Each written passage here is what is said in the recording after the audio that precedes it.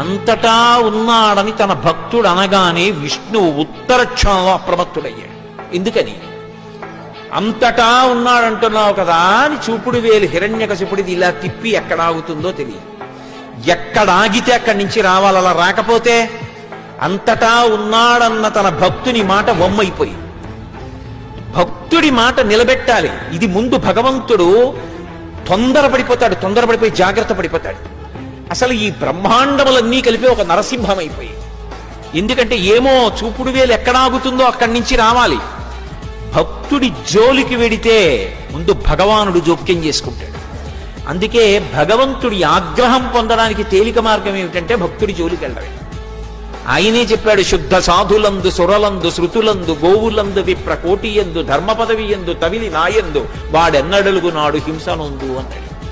భక్తుల జోలికి వెడితే చంపేస్తాను, అప్పుడు మాత్రం వదిలిపెట్టనని